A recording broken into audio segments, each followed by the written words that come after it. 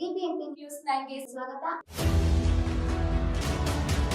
ಮೊದಲಿಗೆ ಮುಖ್ಯಾಂಶಗಳು. ಇವತ್ತು ವೇದಿಕೆ ಮೇಲೆ ಈ ನಾಡಿನ ಎಲ್ಲ ಹರಗುರು ಜಗದ್ಗುರುಗಳು, ಹರಗುರು ಚರಮೂರ್ತಿಗಳು ಇವತ್ತು ಬಂದಿರತಕ್ಕಂಥದ್ದು ಒಂದೇ ಕಾರಣಕ್ಕೆ. ಏನು ಸನ್ಮಾನ BS ಯಡಿಯೂರಪ್ಪನವರು ತಮ್ಮ ಜೀವನದುದ್ದಕ್ಕೂ ಕೂಡ ಹೋರಾಟ, ಅಧಿಕಾರಕ್ಕೋಸ್ಕರ ಹೋರಾಟ ಅಲ್ಲ, ಅಧಿಕಾರಕ್ಕೋಸ್ಕರ ಹೋರಾಟ ಅಲ್ಲ. ಯಡಿಯೂರಪ್ಪನವರು ತಮ್ಮ ಜೀವನದುದ್ದಕ್ಕೂ ಸಹ ಪ್ರಾಮಾಣಿಕವಾಗಿ ಬಡವರ ಕಣ್ಣೀರನ್ನು ಒರೆಸ್ತಕ್ಕಂಥ ಕೆಲಸ ಮಾಡಿದ್ದಾರೆ, ರೈತರ ಧ್ವನಿಯಾಗಿ ಕೆಲಸ ಮಾಡಿದ್ದಾರೆ.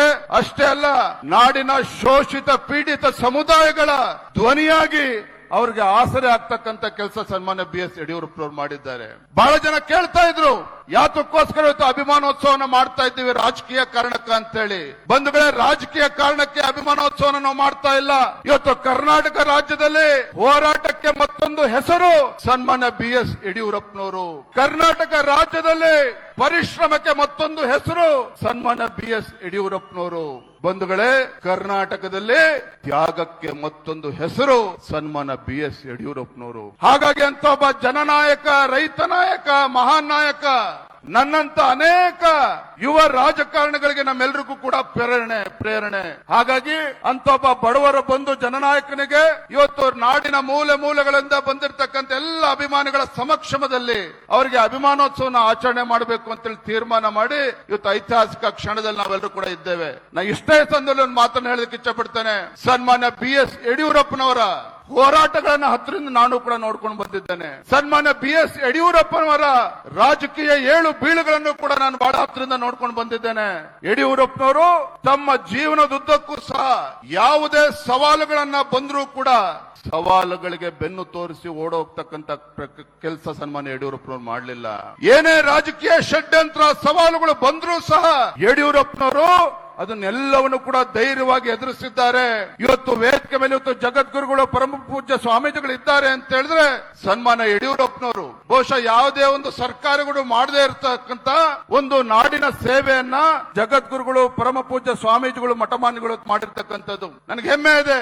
ವೇದಿಕೆ ಮೇಲೆ ಇವತ್ತು ಆದಿಚುಂಚನಗಿರಿ ಶ್ರೀಗಳ ಆದಿಯಾಗಿ ಮಾದಾರ ಚೆನ್ನ ಎಲ್ಲ ಜಗದ್ಗುರುಗಳು, ಶ್ರಾವಣ ಬೆಳಗೊಳದ ಪರಮ ಪೂಜ್ಯ ಸ್ವಾಮೀಜಿಗಳು ಕೂಡ ಇದ್ದಾರೆ, ಎಲ್ಲ ಜಗದ್ಗುರು ಕೂಡ ಸ್ವಾಮೀಜಿಗಳು ಕೂಡ ಇದ್ದಾರೆ. ಎಲ್ಲ ಹೆಸರನ್ನ ಹೇಳೋದಕ್ಕೆ ಹೋಗೋದಿಲ್ಲ. ಕಾರಣ ಏನು? ಬಹುಶಃ ಕರ್ನಾಟಕದ ರಾಜ್ಯದ ಇತಿಹಾಸದಲ್ಲಿ ರೈತರ ಹೆಸರಿನಲ್ಲಿ ಪ್ರಮಾಣ ವಚನ ತೆಗೆದುಕೊಂಡು ರೈತರಿಗೆ ಪ್ರತ್ಯೇಕ ಬಜೆಟ್ ಅನ್ನ ಮಂಡನೆ ಮಾಡಿ ಯಾವ ಬಡವರ ಮನೆಯಲ್ಲಿ ಹುಟ್ಟಿರ್ತಕ್ಕಂಥ ಭಾಗ್ಯಲಕ್ಷ್ಮಿ ಅದು ಹೆಣ್ಣು ಮಗು ಶಾಪ ಅಲ್ಲ, ಅದು ಭಾಗ್ಯಲಕ್ಷ್ಮಿ ಅಂತೇಳಿ ಭಾಗ್ಯಲಕ್ಷ್ಮಿ ಕೊಟ್ಟಂತ ಯಡಿಯೂರಪ್ಪನವರು ರಾಜ್ಯದ ಮುಖ್ಯಮಂತ್ರಿಗಳಾಗಿದ್ದಾಗ ಈ ನಾಡಿನ ಎಲ್ಲ ಮಠಮಾನ್ಯಗಳಿಗೆ ಆರ್ಥಿಕ ಶಕ್ತಿಯನ್ನು ತುಂಬುವಂತ ಕೆಲಸ ಮಾಡಿದ್ದಾರೆ. ಎಲ್ಲ ಸಮಾಜದ ಮಠಮಾನ್ಯಗಳಿಗೂ ಕೂಡ ಒಂದು ಶಕ್ತಿಯನ್ನ ತುಂಬುವಂತ ಕೆಲಸ ಮಾಡಿದ್ದಾರೆ. ಅಂತ ಸಂದರ್ಭ ಎಲ್ಲಾ ಜಗದ್ಗುರುಗಳು ಕೂಡ ಬಂದು ಯಡಿಯೂರಪ್ಪನವ್ರನ್ನ ಆಶೀರ್ವಾದ ಮಾಡಬೇಕು ಅಂತೇಳಿ ಬಂದಿದ್ದಾರೆ. ನನ್ನ ಇಷ್ಟೇ ಸಂದರ್ಭದಲ್ಲಿ ಹೇಳ್ತಕ್ಕಂಥದ್ದು, ನಾನು ಕೂಡ ಇವತ್ತು ರಾಜಕೀಯ ಕ್ಷೇತ್ರದಲ್ಲಿ ಅಂಬೆಗಾಲನ್ನ ಇಡ್ತಕ್ಕಂಥ ಸಂದರ್ಭದಲ್ಲಿ ಸನ್ಮಾನ್ಯ BS ಯಡಿಯೂರಪ್ಪನವರಿಗೆ ರಾಜಕೀಯ ಜನ್ಮ ಕೊಟ್ಟಿರ್ತಕ್ಕಂಥ ಶಿಕಾರಿಪುರ ತಾಲೂಕಿನ ಜನರ ಆಶೀರ್ವಾದದಿಂದ ಇವತ್ತು ರಾಜ್ಯಾದ್ಯಂತ ಪ್ರವಾಸ ಮಾಡ್ತಕ್ಕಂಥ ಸಂದರ್ಭದಲ್ಲಿ ವೇದಿಕೆ ಇರ್ತಕ್ಕಂಥ ಎಲ್ಲ ಜಗದ್ಗುರುಗಳಿಗೆ ನಾನು ಕೈ ಜೋಡಿಸಿ ವಿನಂತಿಯನ್ನ ಮಾಡ್ತೇನೆ. ನನಗೆ ಯಾವುದೇ ಸವಾಲುಗಳು ಬಂದ್ರು ಆ ಸವಾಲುಗಳನ್ನ ಮೆಟ್ಟಿ ನಿಲ್ತಕ್ಕಂಥ ಶಕ್ತಿಯನ್ನ ಪರಮ ಪೂಜ್ಯ ಜಗದ್ಗುರುಗಳು ದಯಪಾಲಿಸಲಿ. ತಮ್ಮ ಆಶಯದಂತೆ ಇವತ್ತು ಯಾವ ರೀತಿ ಅಭಿಮಾನಿಗಳು ಯಡಿಯೂರಪ್ಪನವರ ಬಗ್ಗೆ ನಿರೀಕ್ಷೆನ ಅಪೇಕ್ಷೆನ ಇಟ್ಕೊಂಡಿದ್ದೀರಿ, ಯಡಿಯೂರಪ್ಪನವರು ಯಾವ ರೀತಿ ನಮ್ಮ ಕಾರ್ಯಕರ್ತ ಗೌರವನ ಕೊಡ್ತಕ್ಕಂಥ ಕೆಲಸ ಮಾಡ್ತಾ ಇದ್ರು, ನಾನು ಕೂಡ BS ಯಡಿಯೂರಪ್ಪನವರ ಮಗ ಆಗಿ ತಮ್ಮೆಲ್ಲರ ಪ್ರೀತಿ ವಿಶ್ವಾಸವನ್ನ ಉಳಿಸ್ಕೊಂಡು ಹೋಗ್ತಕ್ಕಂಥ ಕೆಲಸವನ್ನ ನಾನು ಮಾಡ್ತೇನೆ ಅನ್ನೋ ಮಾತನ್ನ ಈ ಸಂದರ್ಭದಲ್ಲಿ ಹೇಳ್ತಾ ಮತ್ತೊಮ್ಮೆ ಮಾನ್ಯ ಗೃಹ ಸಚಿವರಿಗೆ, ಅಮಿತ್ ಶಾ ಜಿ ಅವರಿಗೆ, ವೇದಿಕೆಯಲ್ಲಿರ್ತಕ್ಕಂಥ ಪೂಜ್ಯ ತಂದೆಯವರು ಸನ್ಮಾನ್ಯ BS ಯಡಿಯೂರಪ್ಪನವರಿಗೆ ವಿಶೇಷವಾಗಿ ನಾನು ಪರಮ ಪೂಜ್ಯ ಜಗದ್ಗುರುಗಳಲ್ಲಿ ಮತ್ತೆ ಸ್ವಾಮೀಜಿಗಳಲ್ಲಿ ನಾನು ಕ್ಷಮೆಯನ್ನ ಕೇಳೋದಕ್ಕೆ ಇಚ್ಛೆ ಪಡ್ತೇನೆ. ಕಾರಣ ಏನು ಅಂತ ಹೇಳಿದ್ರೆ ಕೇವಲ 15 ದಿನದಲ್ಲಿ ಕಾರ್ಯಕ್ರಮ ಆಯೋಜನೆ ಮಾಡಿರ್ತಕ್ಕಂಥದ್ದು. ಮಾನ್ಯ ಅಮಿತ್ ಶಾ ಜಿ ಕೇವಲ 15 दिन में हम ये सभा आयोजन किया है. ಎಲ್ಲ 15 ದಿನದಲ್ಲಿ ಆಯೋಜನೆ ಮಾಡಿದ್ರು ಕೂಡ ಯಡಿಯೂರಪ್ಪನವ್ರ ಬಗ್ಗೆ ವಿಶ್ವಾಸ ಇಟ್ಟು ಎಲ್ಲ ಜಗದ್ಗುರುಗಳು, ಪರಮ ಪೂಜ್ಯ ಸ್ವಾಮೀಜಿಗಳು ಎಲ್ಲರೂ ಕೂಡ ಬಂದಿದ್ದಾರೆ, ಎಲ್ಲ ಸ್ವಾಮೀಜಿಗಳು ಕೂಡ ಬಂದಿದ್ದಾರೆ. ಏನೇ ನ್ಯೂನ್ಯತೆಗಳು ಆಗಿದ್ರು ಕೂಡ ದಯವಿಟ್ಟು ಕ್ಷಮೆ ಇರಲಿ ಅನ್ನುವ ವಿನಂತಿಯನ್ನ ಮಾಡ್ತಾ ನನ್ನ ಮಾತುಗಳಿಗೆ ವಿರಾಮಗಳನ್ನ ಹೇಳ್ತಾ ಇದ್ದೇನೆ. ನಮಸ್ಕಾರ, ವಂದನೆಗಳು.